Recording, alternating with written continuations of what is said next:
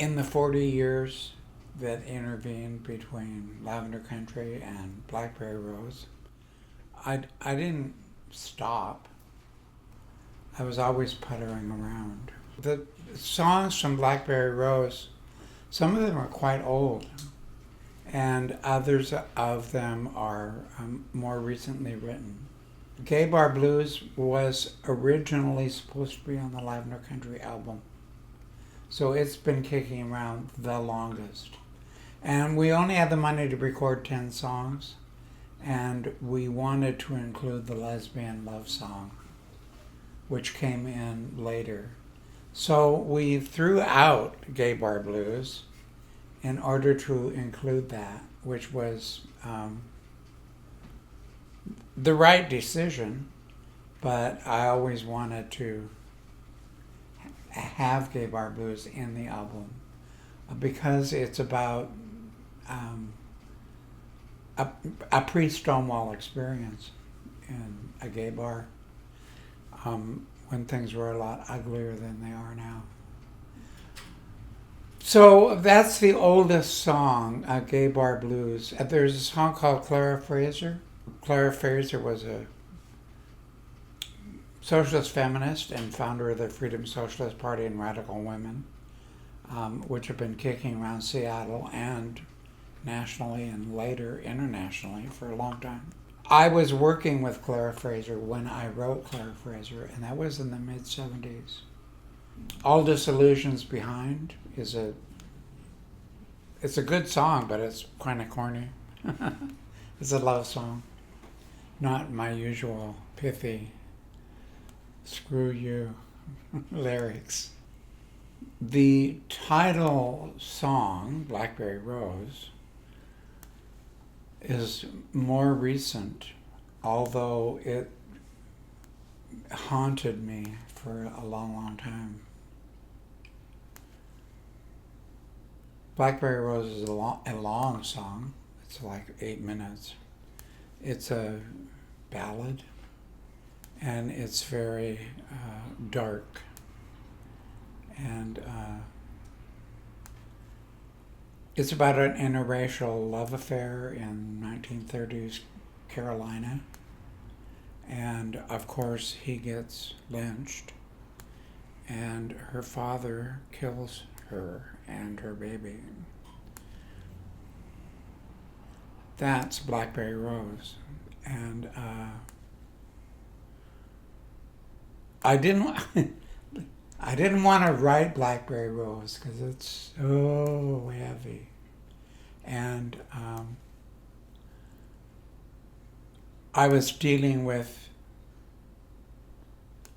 the issue of lynching and writing as a white man, and that was intimidating. And it took me years to write Blackberry Rose. Certainly the most difficult song I ever wrote. In my opinion, it is my finest writing ever, I think. But the material is so heavy. And if I hadn't had Lola Marie and Bobby Innocente working with me on the album and pushing me forward, it doesn't matter if you're white, Patrick. Do the song. Tell the truth. It's your job. It's your responsibility. You need to write this like that. I don't know if I would have been able to actually complete and record Blackberry Rose if I hadn't had their support. The song is certainly timely, and we're dealing with the issue of racial violence is upon us, and it has always been with us, and it hasn't gone away, in case you hadn't noticed. It's important material to be writing about.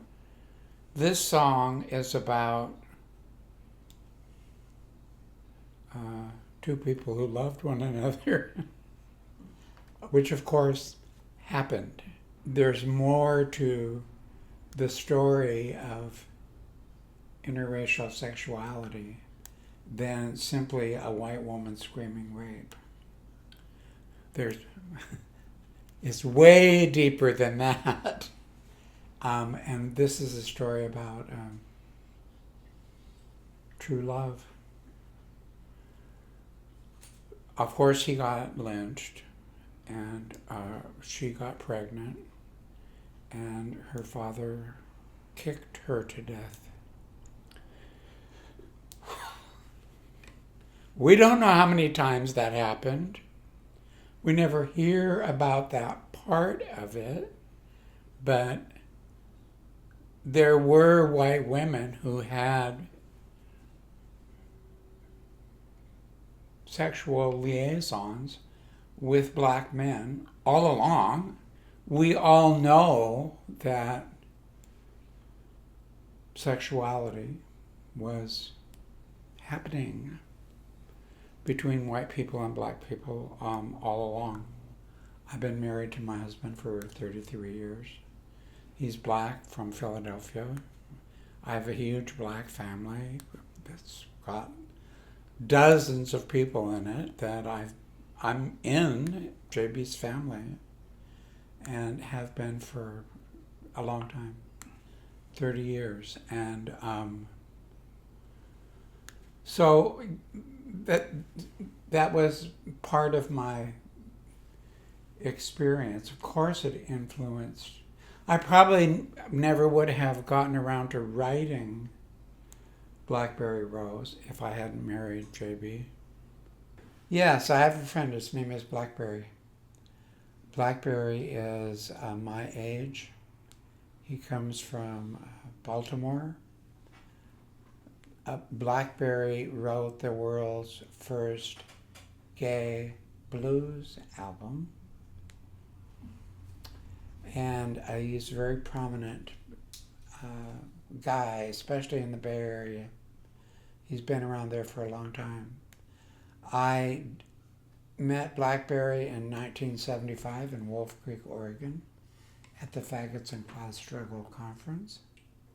And we did our first show together a couple of months later in 1975. And I have been running with Blackberry ever since. And we've done many things together, including he was part of the ballet, and he was part of the Teresa Stevens and the Outband crew for a while. And I've bought property with Blackberry, and I commemorate Blackberry on Blackberry Rose and mention him. And on the initial CD that we made, I included one of his songs called Eat the Rich. Ruefully, the song is 8 minutes long, and it's too long to go on the vinyl. So we might have to cut it. But I mentioned Blackberry because he wrote the world's first gay blues album. And Blackberry is very radical. As you can imagine, a song called Eat the Rich might be. Other songs called Southern Pacific Railroad, which is the story of the building of the Southern Pacific Railroad, and it's a really nasty story. And he also does a lot of upbeat, fun, gay stuff with titles like I Done Gas in the Back of the Bus and Your Boyfriend Is My Girlfriend in Bed.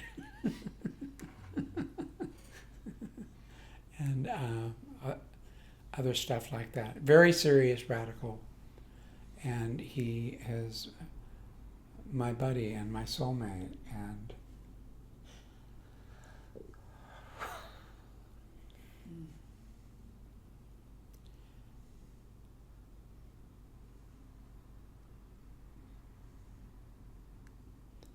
And I really respect him really deeply. And as we speak, he's dying in an Oakland hospital. So I'm having a hard time with Blackberry leaving. So that's the nutshell about Blackberry, but I wanted to include him because the album is really named after him. He's a very, very significant figure in gay music, particularly in the Bay Area, but nationally. And